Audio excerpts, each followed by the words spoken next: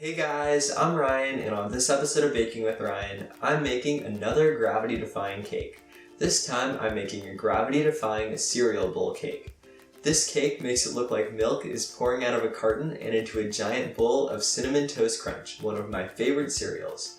I'm so excited to announce that I've teamed up with Nickelodeon and Cinnamon Toast Crunch to make a cake for the Kids' Choice Awards this year, which is on March 23rd. I can't wait to show you guys how to make this cake. Without further ado, let's get right into the video.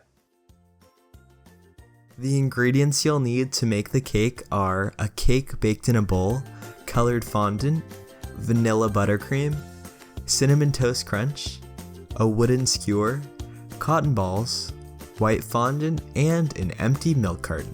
Before assembling, level the cake into 3 even layers. I did this by using a cake leveler to divide the layers. Next, assemble the cake on top of a cake board on top of a cake turntable. Place down the largest of the 3 cakes. To fill the cake, use an ice cream scoop to measure out 3 scoops of buttercream. Then take an offset spatula and spread it out into a thin, even layer. Once you've made a thin, even layer, cover it with Cinnamon Toast Crunch. Don't be shy here, use as much as you want. Adding Cinnamon Toast Crunch between each layer adds amazing texture and it makes it that much more delicious. Place down the second layer of cake and press it down well. Then just repeat the process by frosting the cake and covering it with more Cinnamon Toast Crunch. Last but not least, place down the third and final cake layer.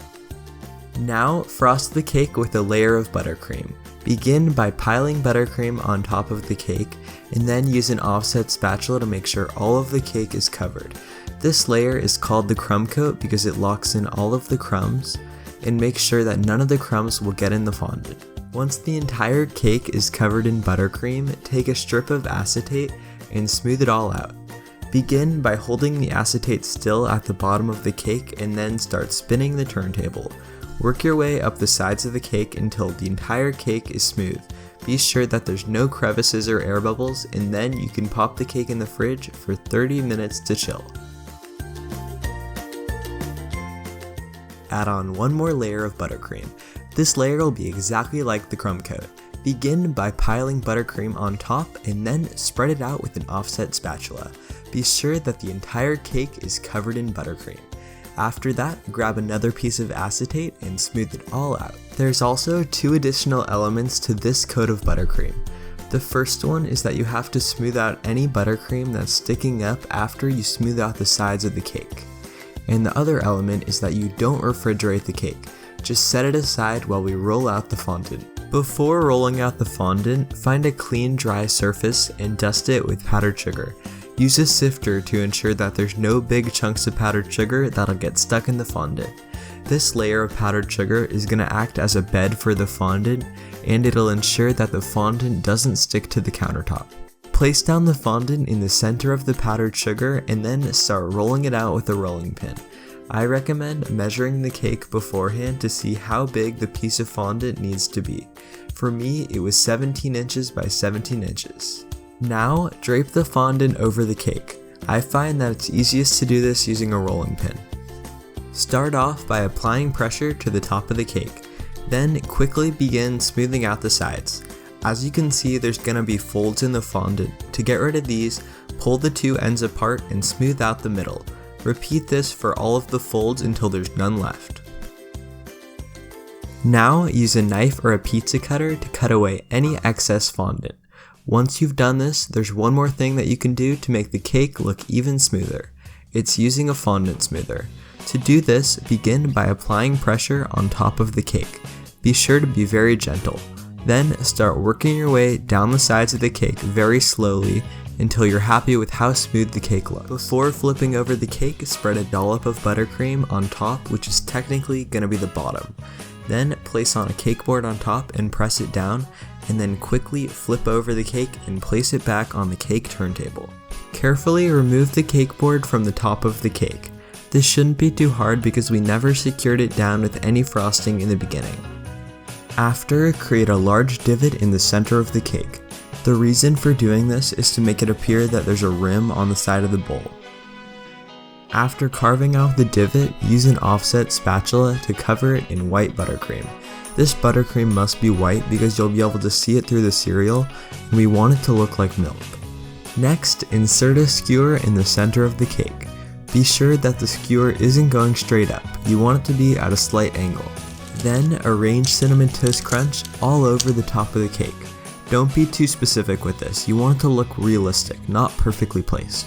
Also, make sure to leave a 1-inch circle around the skewer. This is where we're going to make the splash of milk. To make the stream of milk coming out of the carton, begin by rolling out fondant into a rope the same length as the skewer. This doesn't actually have to be white fondant, you could even do brown fondant to make it look like chocolate milk, or pink fondant to make it look like strawberry milk. Now take the fondant rope and gradually move it down the skewer. It's okay if it gets shortened a little bit during this process because when we shape it into the stream of milk, it'll lengthen itself out more. To make the stream of milk, pinch the fondant out in all directions. This will give the appearance that the milk is splashing. Another way to make it look like the milk is splashing is making a splash coming out of the cereal. To do this, begin by rolling out some fondant into a flat disc. Then use 2 fingers to pinch the fondant in 6 different directions like this. After that, cut the piece of fondant in half and use a cookie cutter or something like that to cut out the center of each piece. Now just place the pieces of fondant around where the skewer is. After that, place pieces of Cinnamon Toast Crunch under the piece of fondant. This is going to make it look more realistic. Also, fill in any other gaps with more Cinnamon Toast Crunch. Before attaching the milk carton, fill it to the top with cotton balls. The cotton balls are going to hold the skewer in place. Then attach the milk carton at the top of the skewer. Since this cake is for the Kids' Choice Awards, I added some additional Nickelodeon decorations. These decorations are made out of fondant and candy melts. You may have also noticed that I added in a spoon, so find the biggest spoon that you have in your house and add it right in the bowl. And there you have it, the cake is complete. All that's left now is to cut into it and enjoy. Thanks so much for watching, I really hope you guys enjoyed that video. If you did, be sure to give it a thumbs up, and also make sure to tune in to the Kids' Choice Awards, which is on March 23rd, 8/7 Central.